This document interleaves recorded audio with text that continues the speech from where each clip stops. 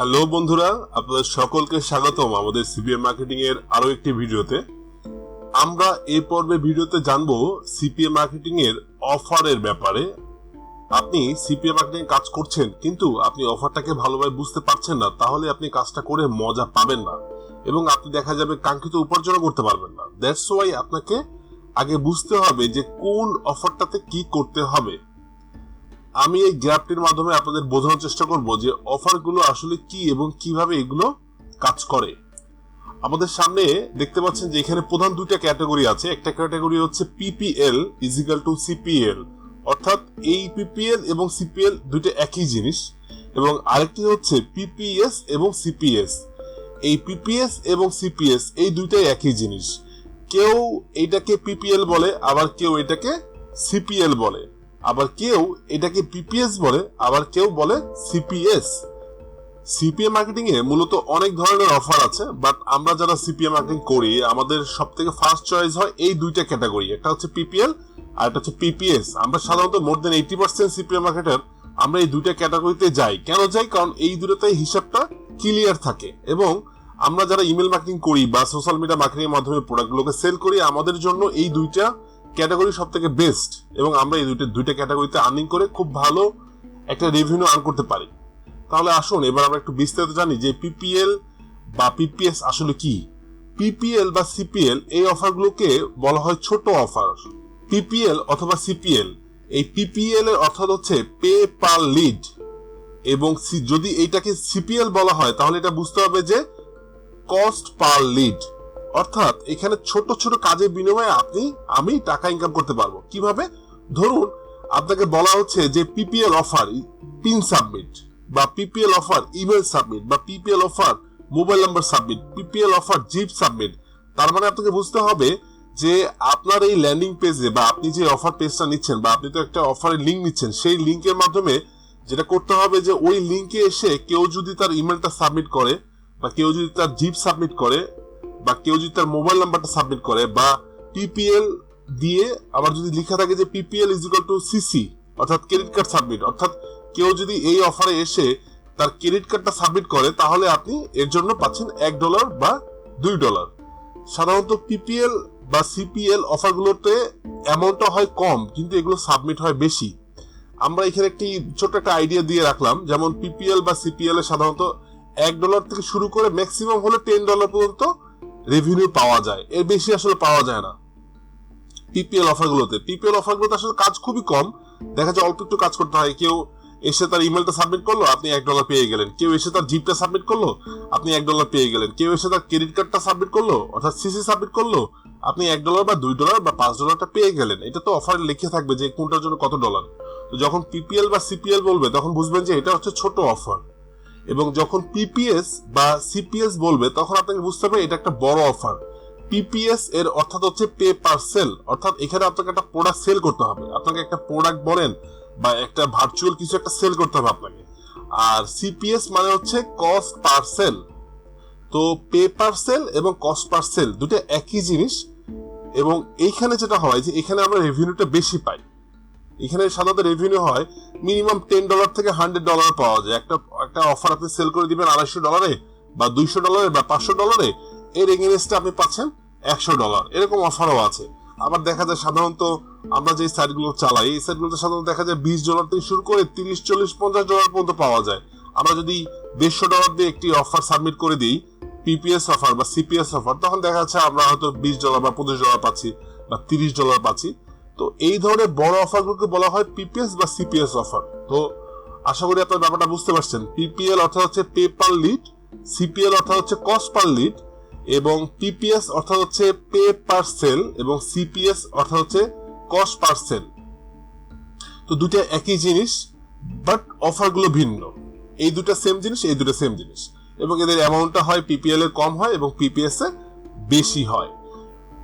বন্ধুরা, আপনারা দেখতে পাচ্ছেন যে এখানে অফারগুলোর ক্যাটাগরি আলাদা, কিন্তু এই অফারগুলো মিলিত হচ্ছে একটি লাইনে।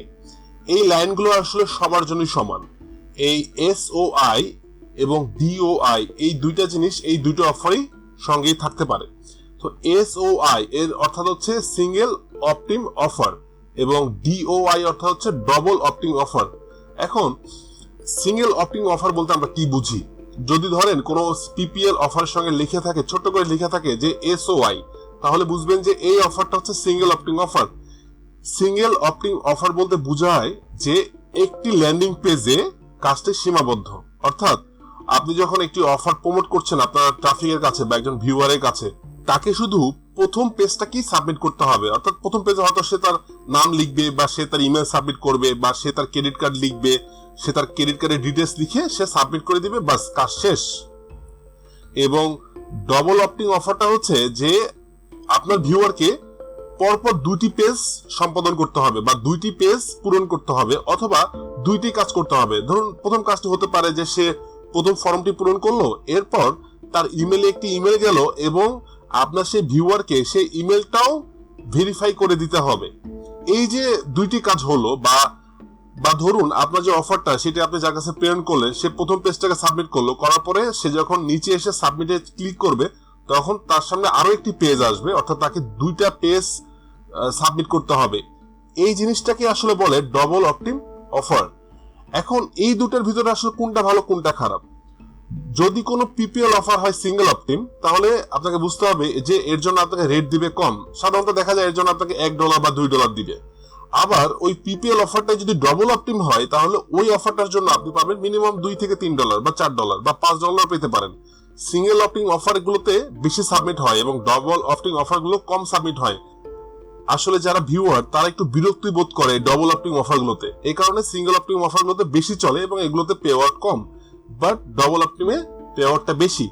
তাই আপনার সামনে যদি দুইটা অফার থাকে, একটি লেখা থাকে যে CPL SOI এবং আরেকটা যদি লেখা থাকে CPL DOI, তাহলে বুঝবেন যে আপনার প্রথম অফারটিতে সিঙ্গেল পেজে কাজ করলেই আপনার অফারটা সাবমিট হয়ে যাবে এবং দ্বিতীয় অফারটিতে ডবল পেজে কাজ করতে হবে, অর্থাৎ আপনার যে ক্লায়েন্ট তাকে দুইবার কাজ করতে হবে।